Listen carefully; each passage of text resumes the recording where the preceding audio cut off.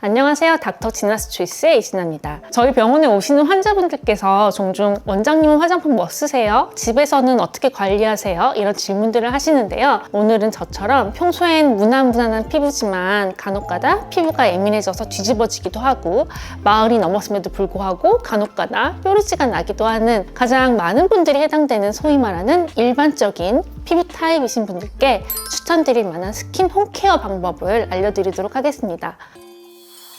일단 제가 가장 중요하다고 항상 강조드리는 홈케어는 첫 번째 클렌징, 두 번째 보습, 세 번째 자외선 차단인데요. 실은 이것들만 잘 지켜주셔도 많은 피부 문제들에서 좀 더 자유로워지실 수 있을 거예요. 자, 그럼 제가 집에서 실제로 사용하는 제품들을 같이 보면서 설명드리도록 할게요. 뭐 보시면 알겠지만 종류도 워낙 다양하고 대기업 제품들도 있고 해서 뭐 뒷광고니 앞광고니 뭐 이런 의혹은 전혀 없고요. 당연하지만 모두 내돈내산 제품들입니다. 저는 평소에 마스카라는 정말 잘 안 바르거든요. 마스카라 하면은 눈이 무거운 느낌이라 괜히 더 피곤해서 특별한 날에만 하는 게 마스카라인데 마스카라 한 날에는 무조건 아이 클렌징을 되게 공들여서 해줍니다. 일단 마스카라 전용 리무버로 눈썹을 빗어준 다음에 한 20-30초 있다가 화장솜에 아이 리무버 제품을 충분히 적셔서 눈두덩이에 올려주고 숫자를 20까지 센 다음에 충분히 눈화장이 불려지고 나서 닦아내면 부드럽게 클렌징이 돼요. 그 다음에 면봉에 이런 아이 리무버를 묻혀가지고 점막 부위까지 조심스럽게 닦아내주면 아이 클렌징은 끝이거든요. 평소에 색이 살짝 들어가서 톤 보정이 좀 되는 자외선 차단제를 가장 많이 사용하기 때문에 저녁에는 항상 이중 세안을 해요. 먼저 이런 클렌징 오일로 30초 정도 러빙을 해준 다음에 물을 조금씩 묻혀서 세안해주고 그 다음에 이런 클렌징 폼으로 충분한 거품을 내서 세안을 해준 거죠. 그 다음에 이런 약산성의 클렌징 폼으로 충분한 거품을 내서 2차 세안을 해주시면 되는데 특히 콧망울 같은 데에 낀 메이크업이 잘 지워줄 수 있도록 신경 써주시고요. 솔직히 저는 세안제는 아무거나 쓰는 편이긴 해요. 지금은 병원에서 이 샘플이 들어와서 이제 남아가지고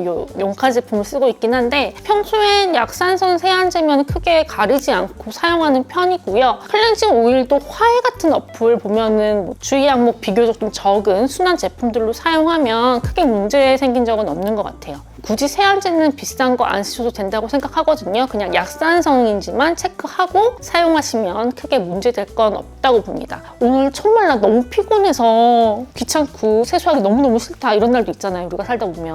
그래도 양심상 이런 클렌징 워터로라도 살짝 좀 닦고 주무시는 게 양심상 좋겠죠. 이렇게 클렌징을 마친 다음에 많이들 하시는 게 토너 단계예요. 예전에 닥터 엄청 유명했죠. 근데 우리가 토너를 왜 써요? 화장품 회사에서는 뭐 에센스를 바르기 전에 화장품 성분이 잘 흡수될 수 있도록 피부결을 정돈해주고 뭐 그런 용도라고 하잖아요. 실은 가장 큰 목적은 우리가 세안하고 나서도 남아있을 수 있는 메이크업 성분들을 닦아주고 각질을 정돈해주는 용도예요. 때문에 평소에 피부가 예민하고 화장을 진하게 하지 않으신다면 굳이 토너를 화장솜에 묻혀서 닦아내는 루틴은 안 하셔도 좋습니다. 상당히 많은 비중의 토너에는 알코올 성분이 함유되어 있고 피부가 민감하신 분들 같은 경우에는 그 알코올만으로도 충분한 피부 자극이 생기는데 그걸 화장솜에 묻혀서 닦아내는 행위 이건 되게 피부를 많이 괴롭히는 거거든요. 때문에 내가 지금 얼굴이 뒤집어져 있는 상태다. 난 피부가 너무 예민하다. 이런 경우에는 토너로 벅벅 닦아내는 행동은 안 하시는 걸 추천드립니다. 근데 또 이게 저처럼 연식이 있는 분들은 20대 때부터 토너 이꼴 화장솜에 묻혀서 닦아내는 거 이런 인식이 박혀 있어가지고 괜히 닥터 안 하면 세수 제대로 안 한 것 같이 찝찝하고 그럴 수 있는데 정 그 습관에서 못 벗어나시겠으면 좀 점도가 있고 알코올은 없는 제품으로 바꿔보신 다음에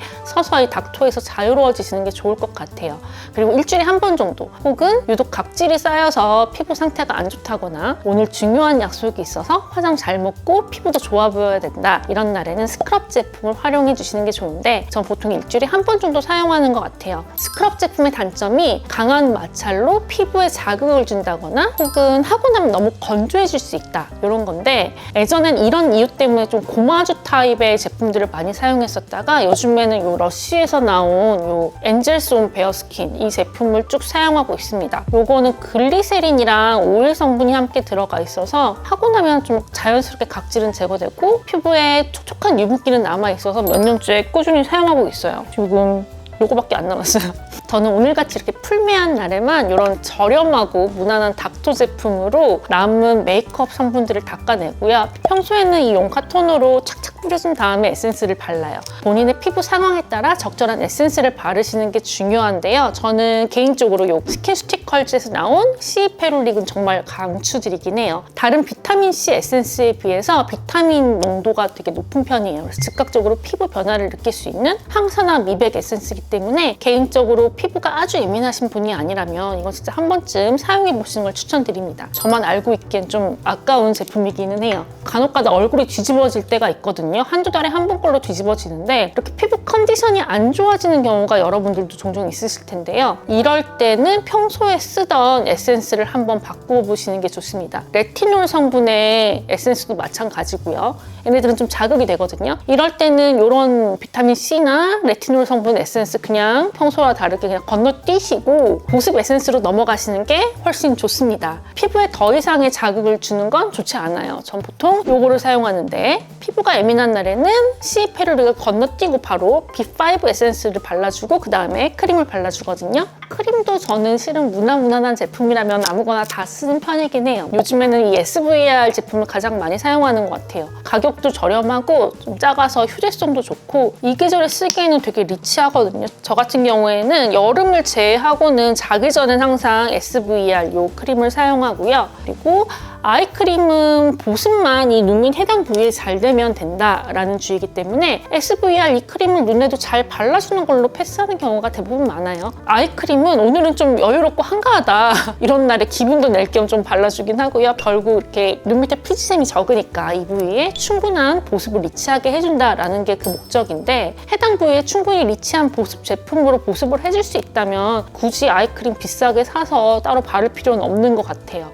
이게 제 평소에 루틴이고요. 저 같은 피부 타입의 분들은 집에 스테로이드 연고를 구비해 놓으시는 걸 추천드려요. 일주일 이내의 단기간으로 증상 급성기에 스테로이드를 잠깐 바르는 거는 스테로이드가 우리 몸에 큰 악영향을 절대 주진 않거든요. 급하게 피부가 뒤집어져서 붉고 가렵고 따갑고 아프다 이럴 경우에는 순한 스테로이드 제품을 하루에 2번 정도 2-3일 정도 발라주시는 것만으로도 되게 드라마틱하게 개선되는 걸 느끼실 수 있을 거예요. 내가 그 정도는 아니고 그렇게 심하지는 않는데 내가 지금 피부 컨디션이 좀 안 좋기는 해. 이럴 경우에는 이렇게 시카 성분이 함유되어 있는 이런 마스크팩을 사용하시는 것도 도움이 많이 됩니다.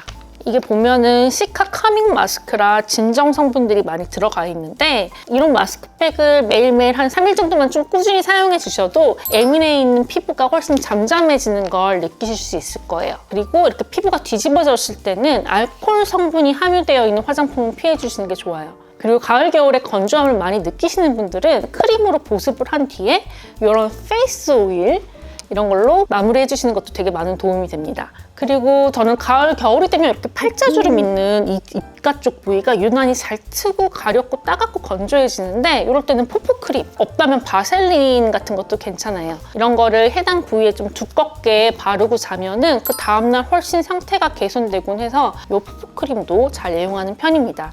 자기 전에 입술 같은 데도 좀 발라주고요.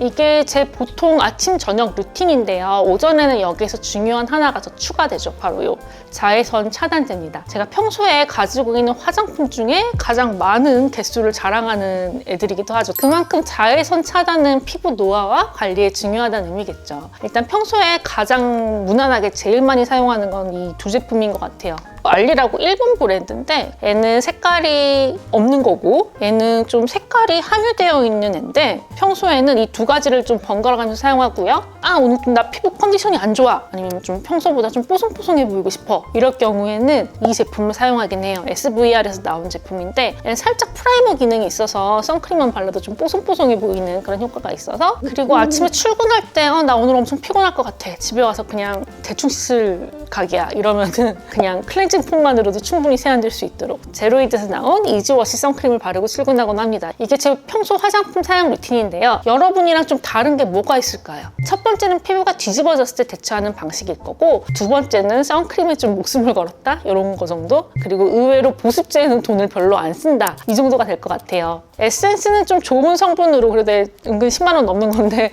이런 거를 좀 쓰긴 하고요. 에센스를 제외한 제품 제품들은 대부분 좀 가성비로 사용하고 있어요. 특히 오늘 내용에서는 저처럼 평소에는 피부 괜찮다가 한 번씩 얼굴이 좀 가렵고 붉어지면서 뒤집어지는 분들에게 집에서 할 수 있는 홈케어법, 해당 부위에 순한 스테로이드 연고를 한 2, 3일 정도 바르고 알코올이 없는 화장품들을 사용할 거, 그리고 보습을 잘 해주자는 거, 이런 팁들을 알려드렸는데요. 정말 이 정도 홈케어법만 잘 숙지하셔도 피부 문제로 병원에 내원하시는 빈도가 확 줄어들 수 있어요.